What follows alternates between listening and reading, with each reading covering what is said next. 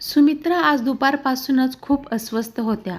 घरातील कामात देखील त्यांचे लक्ष लागत नव्हते. नेहमी अगदी प्रेमाने सर्व काही करणारी आपली पत्नी इतकी अस्वस्थ झालेली पाहून शामराव देखील काळजीत पडले. खरं तर गेले 4 महिने या उभयंतांनी घरात काही गोडधोड केले नव्हते की कुणा नातेवाईकांकडे गेले नव्हते. सुमित्रा आणि शामराव हे सुखवस्तू कुटुंबातील जोडपे. लग्नाला 10 वर्ष होऊनही घरात पाळणा हालेना. अपत्यप्राप्तीसाठी नातेवाईकांनी थोरामोठ्यांनी सांगितलेल्या प्रत्येक गोष्टींची त्यांनी मनोभावे पूर्तता केली.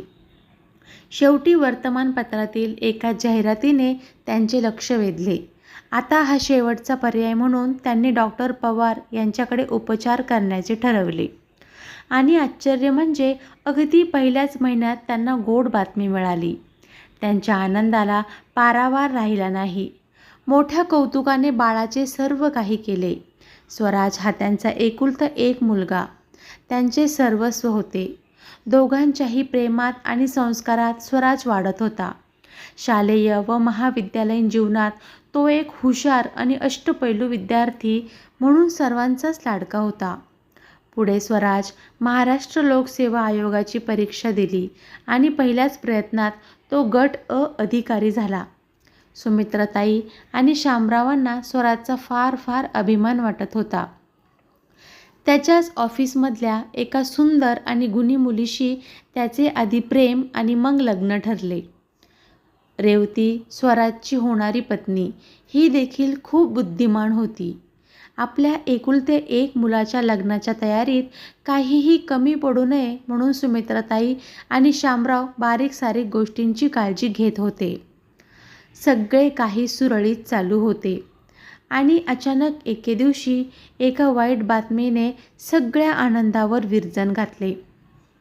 रेवतीचे एका अपघातात निधन झाले. स्वराजला या बातमीचा इतका जबरदस्त धक्का बसला की गेले 4 महिने तो अबोल निर्विकार झाला होता. मानसोपचार तज्ज्ञही त्याच्या या अवस्थेपुढे हतबल झाले होते. सुमित्राताई आणि शामराव पार खचून गेले होते. आज अचानक एक फोन आला.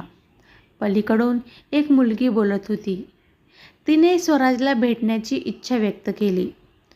फोनवरील त्या संभाषणाने सुमित्राताई अस्वस्थ होत्या. कोण असेल ही मुलगी? हिला स्वराजला का भेटायचं आहे? या विचाराने सुमित्राताई बेचैन झाल्या होत्या आणि म्हणूनच सकाळपासून त्या अस्वस्थ होत्या. फोनवर सांगितल्याप्रमाणे ती मुलगी घरी आली. येताच तिने सुमित्राताई आणि शामरावांना वाकून नमस्कार केला. सुमित्राताईंनी चहा केला. चहा घेत ती सांगू लागली, मी सीमा.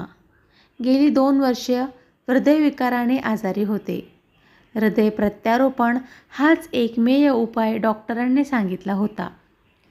हृदयदाता न मिळाल्याने माझी जगण्याची उमेदच संपली होती.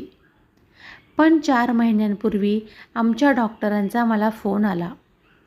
रेवती जोशी नावाची एक तरुणी आपले हृदय मला देणार होती. ती अखेरचा श्वास घेत होती. तिची शेवटची इच्छा म्हणून मला तिने भेटायला बोलावले. तेव्हा शेवटच्या क्षणी रेवतीने मला स्वराजविषयी सर्व सांगितले आणि या जगाचा निरोप घेतला. माझ्यावर यशस्वी शस्त्रक्रिया झाली आणि रेवतीने मला नवीन जीवनदान दिले. खरं सांगू, त्या दिवसापासून माझे मन स्वराजला भेटण्यासाठी आतुर झाले आहे. कृपया मला त्याला भेटू द्या. सुमित्राताई आणि शामरावांना हे काय चालले आहे काही कळेना. त्यांनी प्रियाला स्वराजची खोली दाखवली. पाठमोऱ्या स्वराजला हाक मारण्यासाठी नकळत प्रियाच्या मुखातून शब्द निघाले. स्वरू. आणि काय आश्चर्य, निर्विकार स्वराज पटकन मागे वळला. दोघे एकमेकांकडे पाहू लागले. प्रियाने धावत जाऊन स्वराजला मिठी मारली. स्वराजच्या डोळ्यातून घळाघळा अश्रू वाहत होते. एका हृदयाची साथ दुसऱ्या हृदयाने ऐकली होती. स्वराजने ती त्याच्या रेवतीचं हृदय आहे हे ओळखलं होतं. कथा आवडली असेल तर लाईक करा आणि सबस्क्राईब करायला विसरू नका. धन्यवाद.